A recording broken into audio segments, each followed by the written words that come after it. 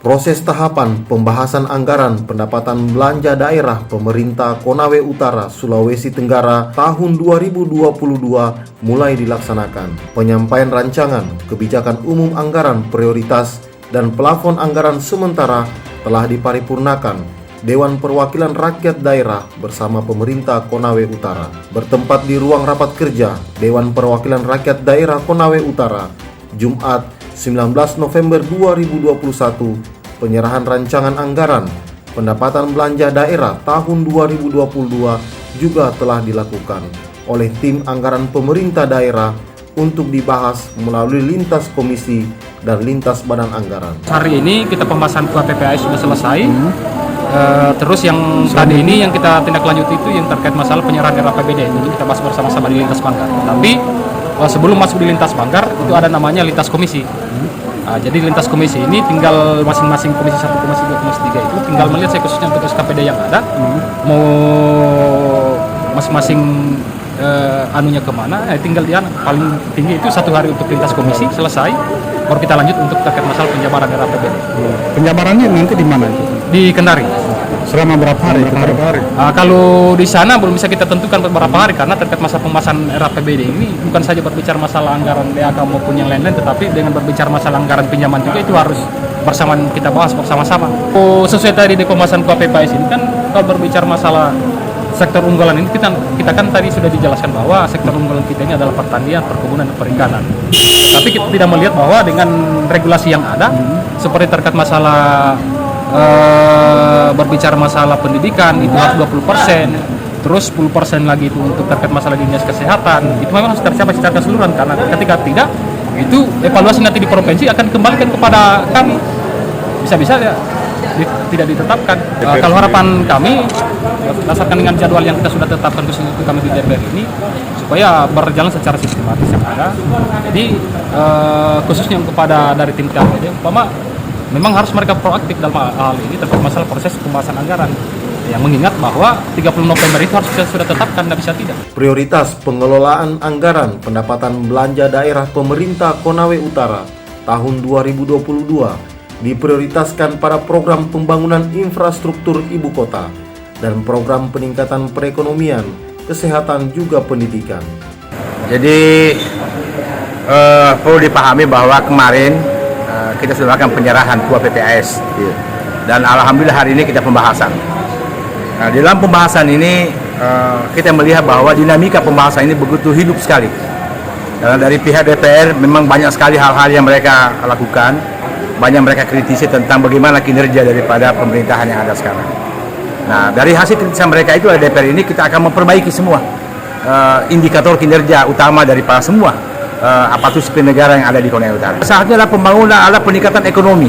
Jadi peningkatan ekonomi di Konawe Utara ini bagaimana kita meningkatkan suatu derajat kesejahteraan masyarakat, khususnya di bidang pembangunan yang ada di daerah Konawe Utara ini. Jadi kegiatannya memang kita ada beberapa hal. Yang pertama adalah saya katakan tadi peningkatan ekonomi masyarakat. Berdasarkan dengan visi misi Bapak Bupati, yaitu Konasara, Konawe Utara Siap dan Berdaya Saing. Yang mana kemarin kita sudah tetapkan juga RPJMD-nya. Nah, RPJMD ini kita implementasikan kepada Sakip. Sakip ini ada indikatornya, indikator kinerja daripada utama. Hal-hal itu antara lain pembangunan ibu kota salah satunya, itu satunya yang kita harus lakukan. Yang kedua adalah bagaimana meningkatkan tingkat kesejahteraan masyarakat yang ada di tingkat ini bawah. Yang kita tahu bahwa dari 159 desa ini, 11 kelurahan, 13 kecamatan, kita lihat ada bervariasi nih bagaimana tingkat ekonomi masyarakat ini. Nah, ini fokus sasaran kita 2022 ini. Ya, alhamdulillah dengan dana pinjaman yang kita lakukan selama ini ada 13 miliar. Insya Allah itu semua fokus ke situ. Semua ke situ. 2020 tuntas, bisa dipastikan? Tuntas semua. Iya, jadi di 2020 kebijakan umum pemerintah daerah itu tetap kembali kepada sektor-sektor yang dominan.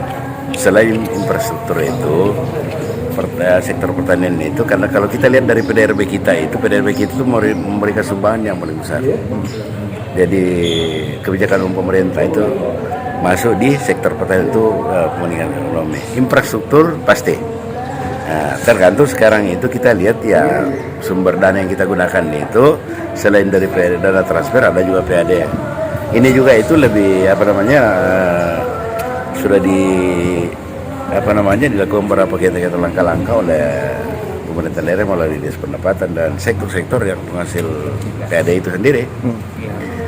Nah, jadi intinya ada juga dana kita yang memang itu untuk ada beberapa yang kantor ya yang direncanakan dalam tahun ini itu, terutama kantor DPR yang sudah menurut ketua anggota DPR itu sudah tidak layak.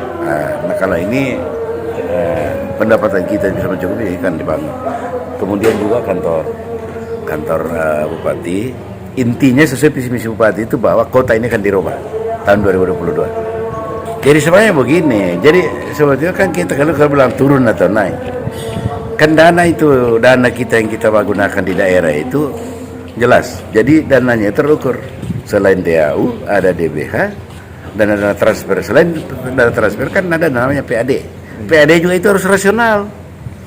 Nah sekarang karena seluruh daerah di Indonesia ini tahun ini Pak itu semua turun dia punya. Karena PBN kita fiskal negara itu memang kurang karena akibat pandemi, jadi semua turun. Jadi kalau itu nanti ada pagu di OPD itu turun, ya sah-sah saja, wajar, iya kan? Tapi saya kira itu kalau persoalan dia besar dan kecil itu relatif. Tinggal bagaimana birokrasi atau pemerintah daerah secara keseluruhan nanti itu bisa manage itu, bisa menghasilkan yang baik. Tinggal kita yang nilai lah. Dan saya kira kita optimis bahwa untuk tahun 2020 banyak yang bisa dilakukan oleh pemerintah daerah. Diharapkan proses pembahasan anggaran terus berjalan dengan baik hingga akhir nanti dan melahirkan program kerja yang berdampak pada kemajuan daerah serta masyarakat sesuai visi misi Bupati dan Wakil Bupati Konawe Utara Ruksamin Abu Haira menuju kesejahteraan yang lebih baik dan berdaya saing. Konawe Utara, tim Indosultra.com melaporkan.